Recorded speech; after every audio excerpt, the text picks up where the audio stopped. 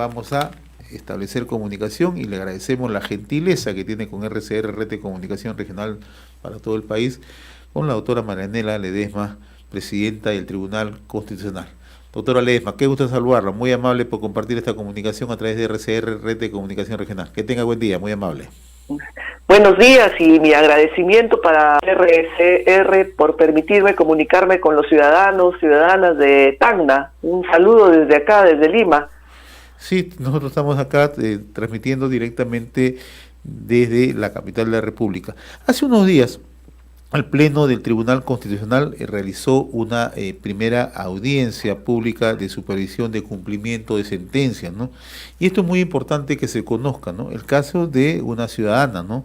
María Antonia Díaz, ¿no? Una ciudadana, además, quechua hablante, ¿no? De Carhuaz, quien presentó justamente una demanda de amparo en contra de la municipalidad provincial de Carhuaz, ¿no? ¿Por qué guarda precedente este hecho, doctora Ledesma? ¿Por qué es importante hacer un seguimiento de estos casos, ¿no? Que muchas veces están alejados, ¿no? de la zona urbana, exacto, pero que responden justamente a la vida cotidiana de los peruanos?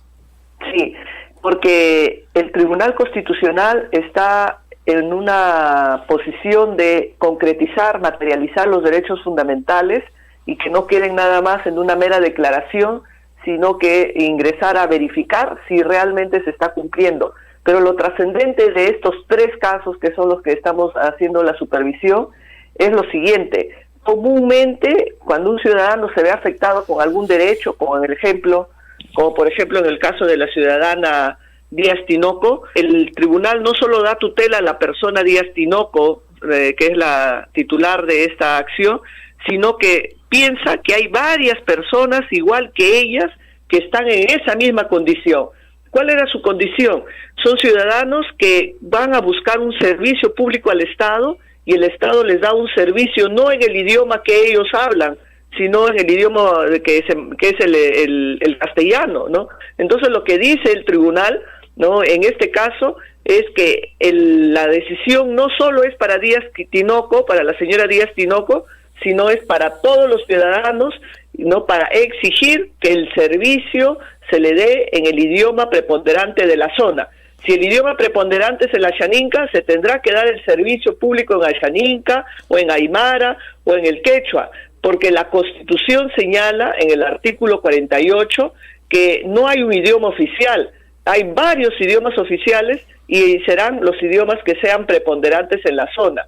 Por eso es que el tribunal llama la atención y dice, no es posible que en una zona predominantemente quechua hablante se dé el servicio público en un idioma castellano que no es el idioma oficial de la zona. Y eso es lo que le ha dicho no hoy, le dijo hace 2 años a la municipalidad de Carhuaz, y ahora lo que venimos es a preguntar a la municipalidad cuánto ha avanzado, cuánto ha cambiado en el servicio público, qué está haciendo para dar el servicio público en el idioma preponderante en la zona. Y la segunda idea,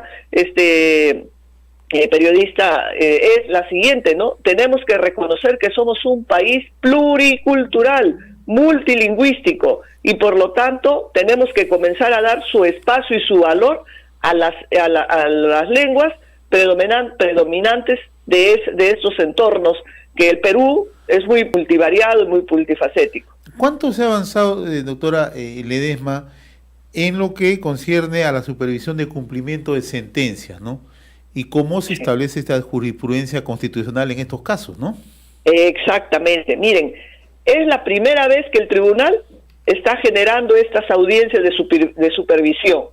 Comúnmente se daban estas sentencias que se llamaban, entre comillas, estructurales, porque a través de estas sentencias buscábamos remover, cuestionar al sistema estatal, al sistema de administración pública, ¿no?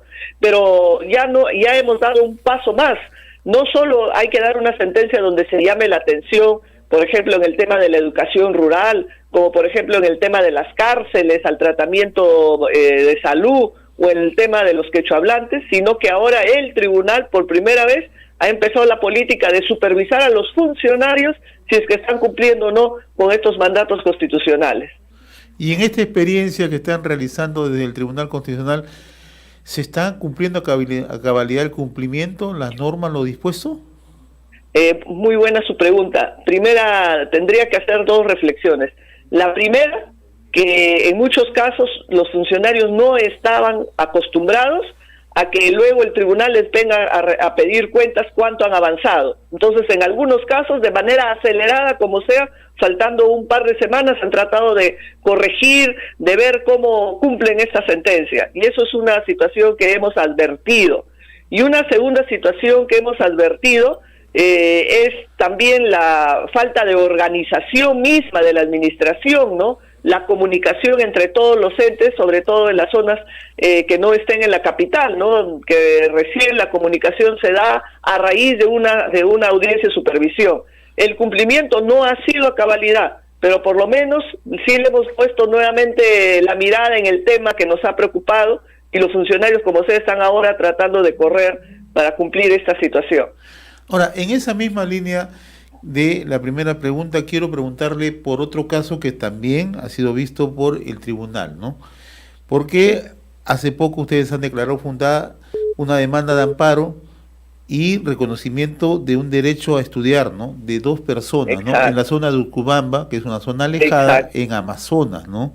Exacto. Y de edad de 18 y 19 años, a quienes aparentemente no se les impedía justamente cursar estudios por la edad, ¿no? Y en este caso ustedes han resuelto. Coméntenos por qué, porque muchas veces cuando se habla del Tribunal Constitucional solamente se habla de los casos macro, los casos que tienen una connotación política, pero estos casos que se viven de manera cotidiana muchas veces pasan simplemente y no se le toma la atención debida, ¿no? En este caso veo que ustedes están actuando de una manera bastante decidida. Claro, porque la función principal del tribunal es esa, la tutela de los derechos de los ciudadanos. La Constitución señala que la educación es un derecho básico, fundamental, para que la persona pueda por lo menos cambiar y tener una mejor opción de vida en su desarrollo personal, profesional.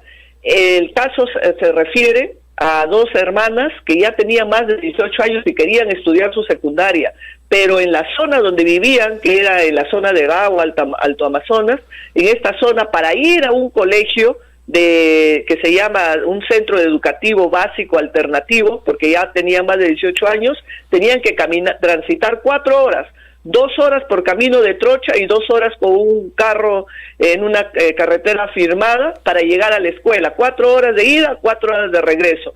Entonces ellas se lograron matricular en una escuela inicial donde estaba a 1 hora de camino, pero la UGEL no le reconocía sus estudios, porque le decía que ellas tenían que estudiar 4 horas de la zona donde trabajaba.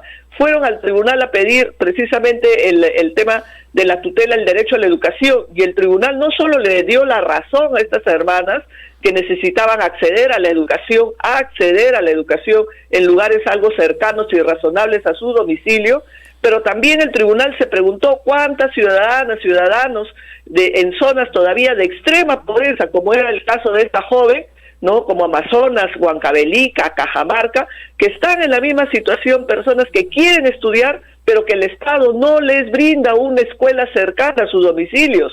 Entonces, hace 2 años, en el año 2017, el tribunal dijo, esto es un estado de cosas inconstitucional, y ordenó al Ministerio de Educación que genere todo un plan en las zonas, sobre todo rurales y de extrema pobreza, cómo va a atender el servicio educativo en estas zonas. Hemos tenido una audiencia el miércoles 12, el Minedu ha llevado un plan, está estructurando, nos ha planteado de que van a crear albergues en estas zonas para que los alumnos no tengan que ir y venir los mismos días, sino regresen los fines de semana, y una serie de medidas, como por ejemplo utilizar la infraestructura de las escuelas para que a la vez pues sea compartida también con otro turno noche o con otro turno de otra educación de otra edad, a fin de optimizar el servicio educativo. Y eso es lo que estamos poniendo, visibilizando, controlando a las autoridades del Minedu, porque el objetivo del tribunal es remover el aparato estatal para que a través de esta actividad pueda materializarse estos derechos fundamentales que tiene todo ciudadano, y con mayor razón el derecho a la educación, ¿no? Planteado en esos términos, qué importante es que se tome la atención, que el tribunal resuelva y que esto sea atendido por las instancias correspondientes, ¿no? Porque usted ha señalado algo importante, doctora Ledesma, ¿no? El caso puede sonar aislado, pero es el caso de millones de personas que están en esa condición. Ese es el gran aporte del tribunal de este pleno en esta sentencia. Ya no las sentencias se deben dar por el caso determinado, sino que utilizar este caso para extender a todos los peruanos y peruanas que puedan tener la misma problemática, ¿no? Eso es lo que llamamos un estado de cosas inconstitucional en la técnica jurídica, ¿no? Y no solo es dar tutela, en este caso a las ciudadanas, sino a todos los que puedan estar en las mismas condiciones, ¿no? Esa es la idea que tiene este pleno, y no solo dar esas sentencias, sino ahora supervisarlas. ¿Lo están cumpliendo o no lo están cumpliendo? Bien, estamos dialogando con la doctora Marianela Ledesma Narváez, presidenta del Tribunal Constitucional, que tiene la amabilidad de compartir esta comunicación con RCR, Red de Comunicación Regional. Permítame tocarle otro tema ya más de contexto, más de coyuntura, ¿no? Tenemos entendido que el próximo martes 25 van a realizar una deliberación pública remota, de acuerdo a las condiciones que estamos viviendo, en la que se va a votar esta demanda de inconstitucionalidad, ¿no? Que tiene que ver con la suspensión del cobro de peajes, ¿no? Sí, mire, una de las cosas que era una idea tabú en la Administración de Justicia es que la deliberación que hacíamos los jueces, los 7 magistrados en el tribunal, se hacía a puerta cerrada, de manera reservada. Los proyectos sobre los cuales se debatían iban encriptados con claves para evitar que se filtren. Hoy eso se rompió. Desde que he asumido la presidencia del tribunal, esas deliberaciones son públicas, de público conocimiento, que se transmiten en vivo y en directo. Los proyectos se van a colgar en las redes para que la población opine sobre el tema. Y precisamente el 25 vamos a tener un proyecto de deliberación sobre el tema de los peajes. Ya lo hemos hecho en el caso del cierre del Congreso, que de la deliberación fue pública y todos miraron hasta la forma como votaba cada uno. Ya lo hemos hecho en el caso de los toros y de la pelea de gallos, que también todo el mundo escuchó cuál es la posición de cada magistrado, y ahora vamos a hacer en el tema de la suspensión de los peajes. Ahora, este caso es importante porque es el primer caso que el Congreso nos remite una ley creada, sustentada, votada de manera virtual, de manera digital, ¿no? O sea, es una ley es una ley a partir del COVID, donde el Congreso crea una norma utilizando estos mecanismos virtuales, pero y a la vez que crea la norma de estos mecanismos virtuales, plantea temas de discusión, como por ejemplo si se pueden suspender los contratos de concesión en las vías a través de una ley, como por ejemplo solamente el Poder Ejecutivo es el único que puede en estado de emergencia dar estas medidas orientadas a la sanidad o al tema del tránsito en las carreteras o en los temas viales. Son preguntas que plantean y que uno va a tener que asumir un debate y una posición pública el martes 25, 9:30 de la mañana, por todo el pleno del tribunal. O sea, ya se conoce el fallo definitivo el día 25, doctora. Exactamente, porque forma parte de la transparencia y de la publicidad. Los fallos, cuando son de interés general, como es este caso, tienen que ser abiertos para que toda la ciudadanía sepa cómo se vota, quién vota y cuáles son sus argumentos de cada magistrado, por qué vota. Ahora, para finalizar y agradeciéndole la gentileza con RCR, doctora Ledesma, ¿cuál es la percepción que tiene usted como presidente del Tribunal Constitucional con esta permanente modificaciones, propuestas que realiza el Congreso, ¿no?, en diversos temas, ¿no? Y quizás los más conocidos han sido recientemente la AFP o la ONP, ¿no? ¿Esto no cree usted que genera una alteración jurídica en el país? Bueno, primero que el tema legislativo, por lo mismo que va a generar efectos para todo, irradiadores para toda la población, para todos los ciudadanos, para todas las personas jurídicas, deben ser leyes que se creen bajo un debate y bajo una deliberación que permita al final, de manera razonada y no emocional, no de manera subjetiva, ¿no?, generar estas reglas que permitan pues un mejor bienestar para los ciudadanos. Recordemos que vivimos en un estado que en un modelo republicano, y el modelo republicano, desde que asumimos desde el año 1821, es un modelo que busca el bienestar común para todos. Por lo tanto, las leyes que se den deben ser instrumentos orientados a ese bienestar. Sin embargo, las leyes están generadas, consensuadas a través de unas reglas que están en la Constitución. Y la Constitución señala qué es lo que puede hacer un congresista y qué es lo que no puede hacer, al igual que en el Ejecutivo, qué es lo que el Ejecutivo puede hacer y qué es lo que no puede hacer, y al igual el Tribunal, hasta dónde llegan sus competencias y no. Entonces, una primera reflexión es saber si lo que está haciendo el Congreso está dentro de esos márgenes de atribución que la Constitución le da o no le da. Esa es una primera reflexión.